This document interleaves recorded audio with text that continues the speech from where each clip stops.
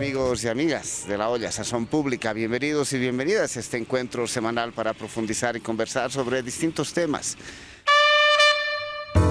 Hoy vamos a conversar de lo que podríamos denominar en general, para empezar a charlar, economías populares. Eso que los sectores populares en las ciudades, especialmente ciudades como las del Alto y La Paz, mueven cotidianamente y que están presentes en nuestras aceras, en nuestros mercados, en nuestras ferias, pero también en otros circuitos económicos crecientes en las ciudades. Para eso, como siempre, aquí en La Olla Sazón Pública tenemos invitados e invitadas. Estamos con Carmen Medeiros, ella es antropóloga y que ha estado trabajando justamente estos temas. Carmen, un gusto tenerte aquí en La Olla Sazón Pública. Muchas gracias, es un gusto estar aquí y compartir lo que hemos estado tratando de entender. También está con nosotros Juan Arbona, que es especialista por varios caminos en temas urbanos y que también ha estado trabajando estos temas y que hoy nos va a ayudar a conversar y a profundizar sobre estos temas. Juan, bienvenido a La Olla Sazón Pública. Gracias, mucho gusto. Empecemos. ¿Qué diablos sería para intentar decirle a la gente en el día a día, en el cotidiano, para que el caserito, la caserita también comprenda? ¿Qué diablos sería eso de economías populares? No es el nombre. Eso que queremos hablar hoy, ¿cómo definimos, qué caracterizamos, qué ejemplos ponemos para que la gente pueda entender de qué estamos hablando? ¿Quién quiere empezar? Mira, para empezar, esto viene de un trabajo de un colectivo en el que somos parte y el cuestionamiento viene de esto que se denomina economía informal, ¿no? Entonces, se habla de que el Alto, por ejemplo, donde estamos, todo es la economía informal y que Bolivia se basa en economía informal. Pero cuando nos ponemos a pensar, economía informal dice lo que no es, en vez de decir cómo funciona, cómo operan, cuáles son las lógicas de los actores que convocan, que operan en este tipo de economía. Y ahí empezamos nuestro trabajo colectivo con Carmen, con Nico Tassi, con María Elena Canedo, a trabajar un poco y entender cómo funcionaba. Y nos dimos que de informal no tiene mucho, ¿no?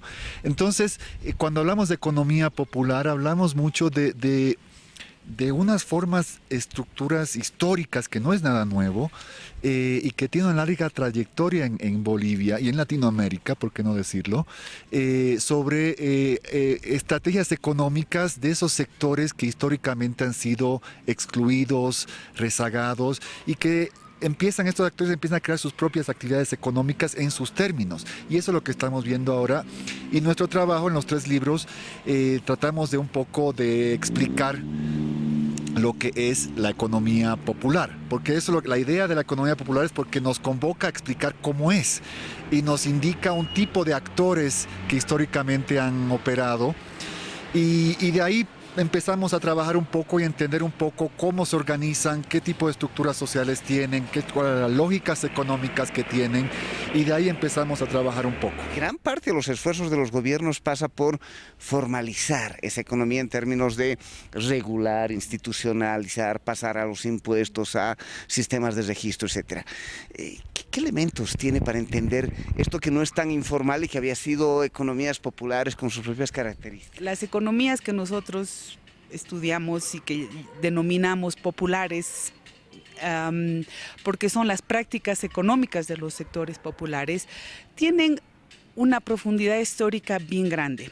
Y creo que hay que entenderlas, uno se puede remontar hasta la colonia y ver cómo los sectores originarios durante la colonia fueron reorganizados de maneras a entrar en ciertos términos al mercado o salir o entrar a trabajar a las minas como mitad. O sea, hay una diversidad de formas de incorporarse a la economía colonial y desde ahí se pueden ver lógicas y prácticas de respuesta a eso que han ido adaptándose a los diferentes momentos. Entonces, de una cierta manera, la economía popular que nosotros entendemos ahora es la forma que toma las prácticas de los sectores populares al contexto internacional del capital globalizado de hoy en día, pero tiene estas raíces bien profundas.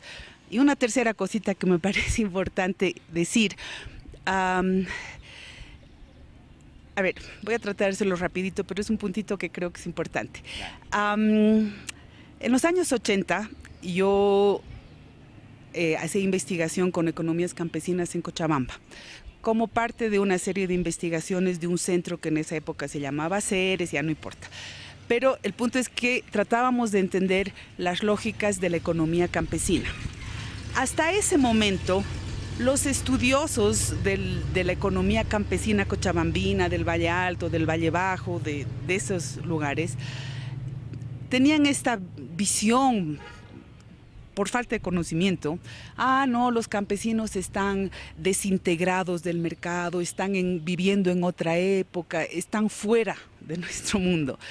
Y los estudios de CERES de los 80 lo que mostraron es que las economías campesinas de Cochabamba, digo campesinas porque en ese momento se llamaba campesinas, hoy en día se llamaría campesino originario indígena, ¿no? Pero es la misma gente, quechohablantes rurales de Cochabamba, ¿ya? En las investigaciones de los años 80 se vio que esas economías estaban fuertemente integradas al mercado, a la migración a la Argentina, a la migración a las minas, etcétera, etcétera. Y cuando tratamos de estudiar la lógica de esas economías, que en ese entonces se llamaba campesinas, pero hoy día se llamaría campesino originario indígena, lo que vimos es una cierta lógica de economía familiar, donde la familia es la unidad de producción y planificación económica y se reparten los recursos posibles de la familia, pero se lo decide en familia. Entonces, un hijo trabajaba en la Manaco, otro hijo migraba a la Argentina, el padre se quedaba en Ucureña a seguir plantando papa y maíz, la madre viajaba el valle buscando cebolla del Valle Bajo y una hija logró ser ahijada de una vendedora en la cancha. Entonces tú tenías el padre en el sector rural, el hijo en la Manaco, sector productivo industrial, el otro hijo albañil en la Argentina, la madre agricultora y comerciante porque viajaba por el valle recogiendo verduras y las vendía en la feria de Cochabamba los miércoles y los sábados, y la hija estaba entrando a ser ahijada de una señora en la cancha para ir teniendo acceso a un puesto en la cancha, y otra hija podía ser empleada doméstica en la ciudad. Entonces, entre toda la familia, no es que el hijo que entra a la Manaco se convierte en obrero y funda su familia como obrero y vive de su salario y sus seguros y sus beneficios como obrero y deja el comercio y la agricultura. El hijo es uno más de las estrategias de diversificación y movilidad espacial que la familia desarrolla. Ahora, lo que vemos, digo esto para dar un ejemplo muy clarito de estudios que se han hecho en los 80s, donde empezamos a entender cómo en los 80s los sectores rurales quechohablantes de Cochabamba, y eso se puede extender a la zona andina, no a las tierras bajas, son otras lógicas, pero por aquí, en economías de hacienda, en torno a las minas y de algunos ayllus, esas lógicas operaban fuertemente de diversificación de actividades, diferentes miembros de la familia, pero juntando los recursos que juntaban, y de mucha movilidad espacial, de ir a Cochabamba, de ir a Buenos Aires, de ir al Chapare, de ir a las minas, ¿no? Entonces, esas dos estrategias que minimizan los riesgos y aunan los recursos familiares, en ese entonces nosotros llamamos estrategia de economía campesina. Ahora ya no se habla así, porque los vocabularios han cambiado. Entonces, pero yo al hacer el estudio ahora en 2014 he encontrado exactamente esa misma lógica. Es una lógica familiar de diversificación y movilidad espacial. Y para cerrar este punto, nosotros pensamos que esas estrategias de economía popular, con esta lógica familiar de aunar recursos, de diversificar y movilidad espacial, se han consolidado en Bolivia, porque nunca el capital ha podido garantizar la reproducción de la fuerza de trabajo en términos estables, suficientes y permanentes. Son economías que han servido de colchón, y si se han consolidado como se han consolidado es porque el lugar de Bolivia en las lógicas de acumulación del capitalismo mundial nunca nos ha permitido asegurarnos que el capital va a establecer aquí unos obreros asalariados de lujo con la vida asegurada de lujo, ¿me entiendes? Entonces estas economías, hay momentos en que les va mejor que a los asalariados, pero siempre han estado integradas y siempre han servido de colchón y en este momento en algunos sectores de mucho repunte, en otros no, pero es una lógica económica y una institucionalidad que tiene una profundidad histórica bien grande. Es como la casera aquí que nos ha acogido para el programa, que se toma la acera, que sería un lugar diseñado en la estructura urbana para un tipo de funcionalidad, y se refuncionaliza más allá de esa estructura institucional para irrumpir con sus propias formas de vender, de economía, de vida, de vínculo, y gran parte de su relación va a ocurrir aquí en la calle. Primer elemento. Segundo elemento que nos decía Carmen, que es fundamental, es que esa economía está vinculada a redes familiares, redes de trabajo que se mueven. Tercer elemento, estrategias familiares, que tiene un tercer elemento que es diversificar la economía, ¿no? Y mucha movilidad espacial como un cuarto elemento para esto, que hace historia de nuestras tradiciones y nuestras culturas, especialmente andinas, desde casi siempre. Estamos hablando de esas economías que durante un buen tiempo se decía como que economía de sobrevivencia es la necesidad de la gente, y hoy vemos que es una manera de economías muy diversas, muy complejas, que posiblemente tienen un peso cada vez mayor en la economía del país. ¿Cómo es esto, Juan? Mira, sí, y eso hay un punto muy importante aquí, y es desde el principio de los 2000, y así nos cuentan muchos de los compañeros y compañeras con los que hemos hablado y nos han contado, y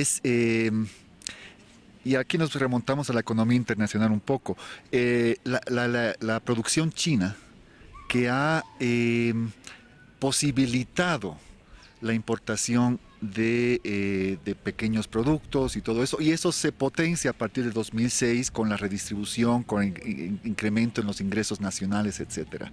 Ahora, ¿por qué la China? ¿Qué lo hace importante la China? A diferencia de una transnacional que, por decir, solamente te vende 10,000 celulares, los chinos tienen la posibilidad de decirte, no, te vende una cajita de celulares nada más, ¿no?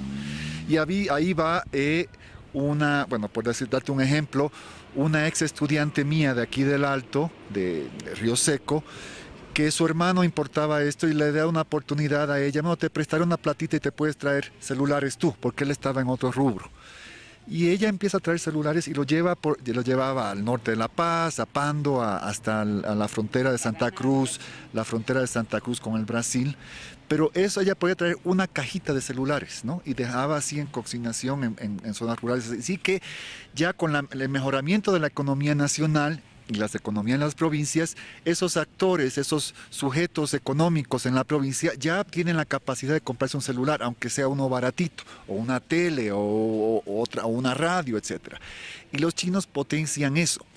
Pero ahí hay otro elemento, porque ahí te van a decir, no, ves, ahí están destruyendo la producción nacional porque eso es solamente importación. Y ahí hay otro elemento, y el Alto es súper importante en eso.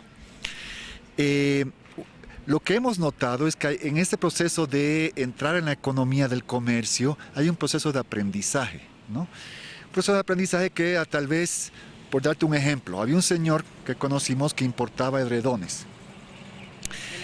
De la China, ¿no? Y lo traía en los paquetitos de plástico y qué sé yo qué, ¿no?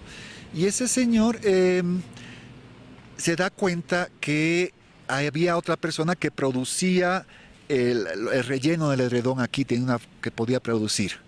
Y él se dio cuenta que en cooperación, en relación con ese otro señor, con su fábrica del relleno, que podía producir los edredones aquí, ¿no?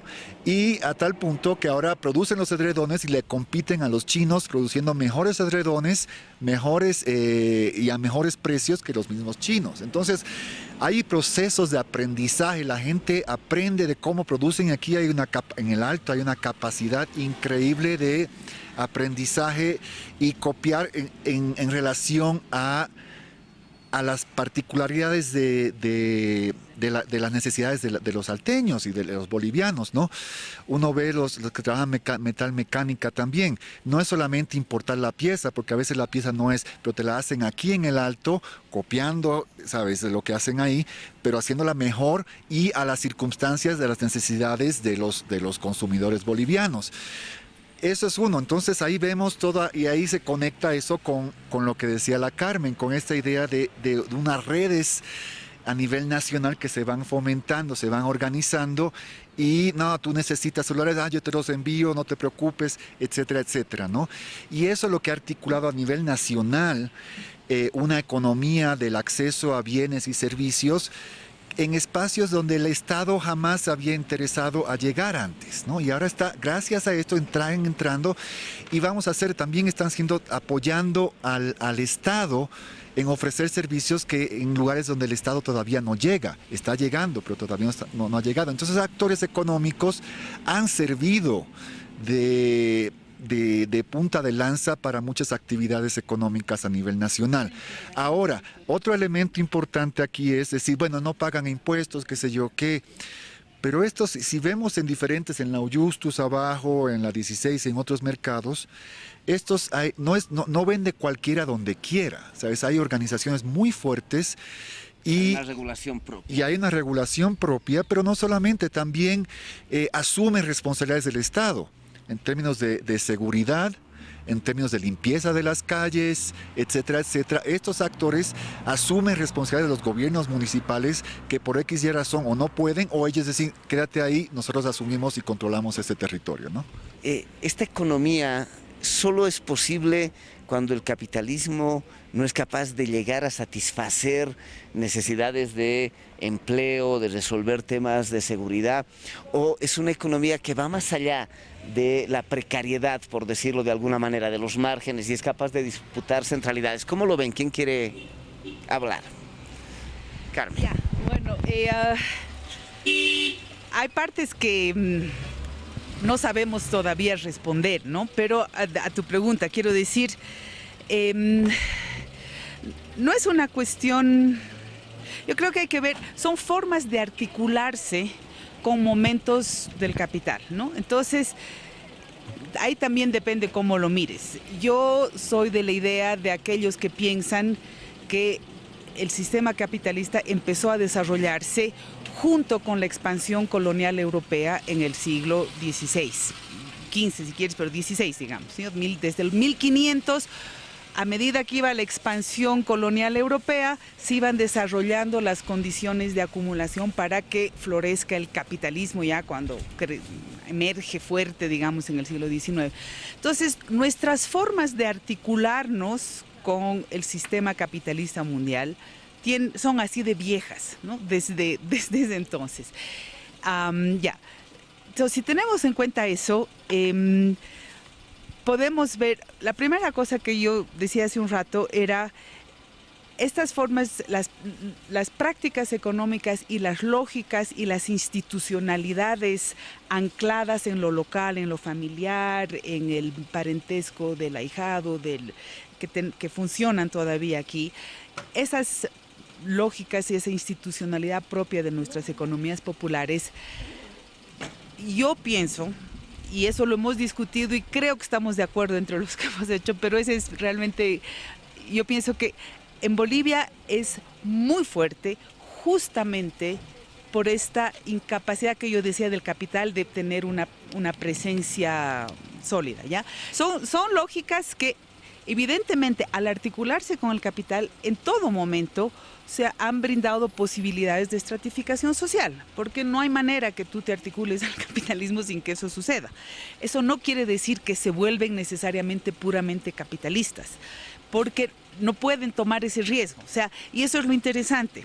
Son lógicas que permanecen, y aquellos que logran tener unos ciertos niveles de acumulación de capital para poder tener una situación mejor, no sueltan esta lógica. Eso es lo que es interesante. Ahora, ¿qué es lo que pasa? A lo que quiero llegar es precisamente en el contexto del capitalismo global de hoy en día, que requiere una enorme flexibilidad, una enorme movilidad y una enorme capacidad de moverse muy rápido. Hoy en día las decisiones del capitalismo se mueven, los mercados, las bolsas, esas cosas se mueven todo, con las tecnologías, el tiempo y el espacio están tan comprimidos, como dice David Harvey, que todo va con enorme rapidez. Entonces, lo que a nosotros nos ha parecido interesante en las investigaciones que hemos hecho desde el 2014 es justamente que son aquellos actores que pueden estar anclados en la institucionalidad local de las lógicas populares, los que pueden responder mejor al capitalismo con la flexibilidad que se requiere. Puede uno viajar a China y llegar a China y llamar por teléfono a su ahijada y decirle, vémelo en lo Justus, qué precio está tal modelo de celular, y ese ratito decidir cuánto comprar. No tiene que hacer un estudio de mercado con un experto de Harvard que durante un año estudie el mercado, ¿me entiendes? Son decisiones así, y son estas lógicas que nos permiten a nuestras economías populares, a aquellos que, porque no todos, ¿no? O sea, aquellos que logran eso, es usando nuestra lógica de economía popular que logran ir a la China y negociar en términos donde ellos salen ventajosos. Porque ¿cuáles son las formas que tenemos en los países del sur global para articularnos al capital transnacional? La maquila o el ser representante de la Mercedes, de la Philips, de la Samsung, de la no sé qué, ¿no? La subsidiaria de una gran transnacional. Pero es en los términos de la gran transnacional. Y si entras a la maquila, peor. Esos son tus términos de trabajo, arbitrarios, precarios, los salarios. No vamos a hablar de México, los feminicidios, los abusos en las maquilas, o sea, Honduras llenos de maquilas. Así es como se articula. Estos actores se articulan al capital transnacional, no como maquilas, o sea, no en los términos del capital, no como subsidiarios, sino van, negocian en sus términos y se vuelven. Y lo que les permite entrar y salir en sus términos y mantener sus términos es su anclaje en estas lógicas de economía popular. O sea, podríamos decir ni tan ni muy. O sea, no terminan de enfrentarse al capital, conviven con él, funcionalizan, saben moverse con una agilidad, entran y salen, y a que mantienen sus propias formas económicas les permiten este nivel de maniobra, por decirlo así, sin perder lo propio, son capaces de dialogar con el capital. Exactamente, y lo que vemos, porque siempre que se habla del capitalismo es esta cosa que te aplasta y tú tienes que acomodarte a las lógicas del capitalismo y bueno, te conviertes en un trabajador, en un explotado, etcétera, etcétera. Lo que vemos aquí es un poco un tipo de apropiación de procesos del sistema capitalismo global. Ahora, lo interesante y tal vez cambiando un poco el tema es, hay esta cosa, ¿sabes? Se propone desde el Estado crear un sistema económico para vivir bien en términos socialistas, etcétera, ¿no? Se ha desatado todos unos procesos económicos, toda una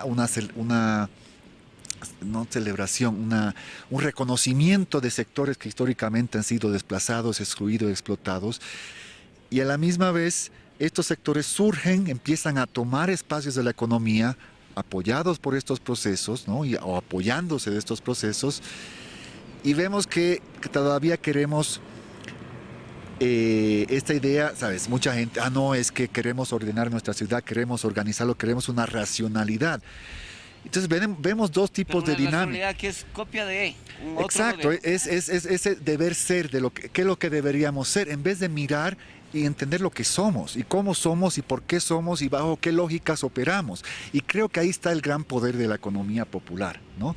En tratar de organizarnos y pensar y convocarnos, es parte de lo que pretendíamos, convocarnos a pensar y a mirar estas actividades económicas no como algo que tiene que ser borrado, eliminado, sino algo sobre lo cual tenemos que aprender todos y entender y valorar por lo que somos, ¿no? O como tú decías, Carmen, no todos entran de igual manera en el capitalismo, no todos sacan de la misma tajada, hay desequilibrio ahí, pero inclusive los sectores que mejor les va en el asunto y que lo traducen en la festividad, en el preste, mantienen sus formas económicas para reproducir inclusive su preste, es decir, aunque hayan generado un nivel de acumulación muy alto, no han abandonado todas sus formas porque mantienen esa estrategia justamente por estos... Esas formas son las que les dan la posibilidad de negociar con flexibilidad en sus propios términos.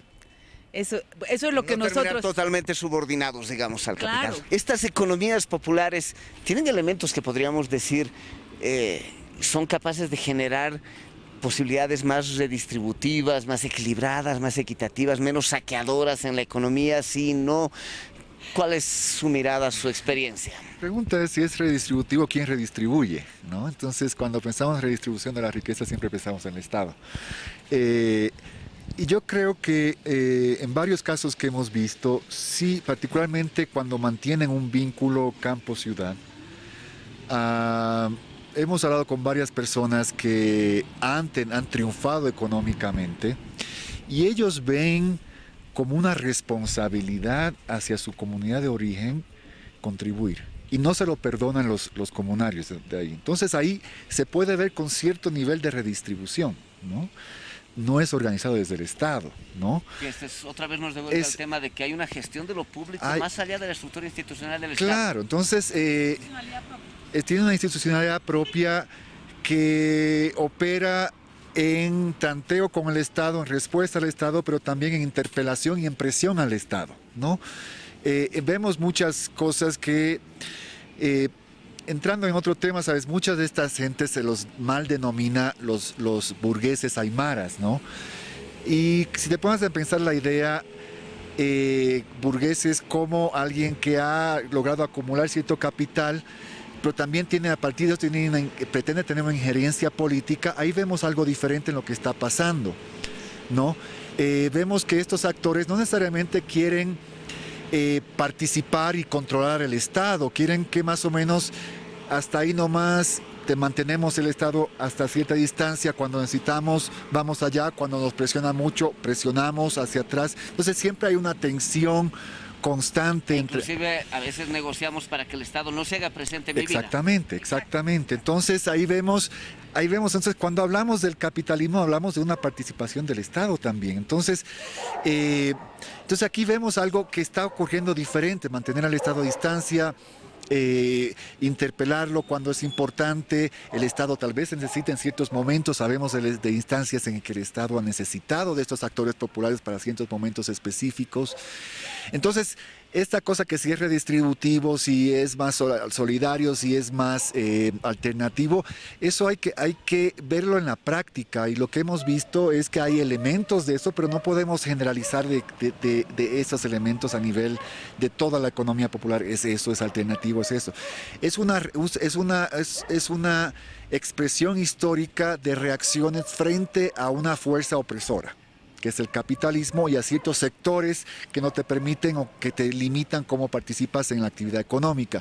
Por tanto, estos actores han creado sus propios espacios económicos en los dobleces de la economía o en los intersticios de la economía, y en este momento histórico, a partir del 2006, se surgen por esa convergencia de la bonanza económica, que estos actores han sido cruciales en un circuito virtuoso de la economía nacional, y la participación de la posibilidad de importar, de traer productos chinos y contribuir a una circulación de capital y a potenciar ciertos espacios productivos también, ¿por qué no decirlo así?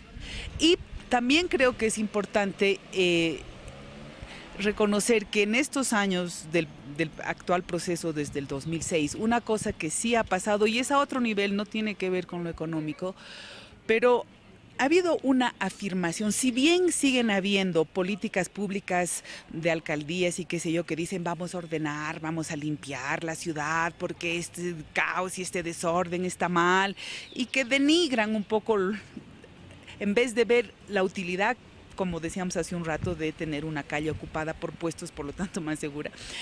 Ha habido una afirmación. Si bien algunos políticos y políticas públicas han seguido con esa idea de tenemos que ordenar, en general en el país hay una afirmación de decir somos así y estamos orgullosos de ser así.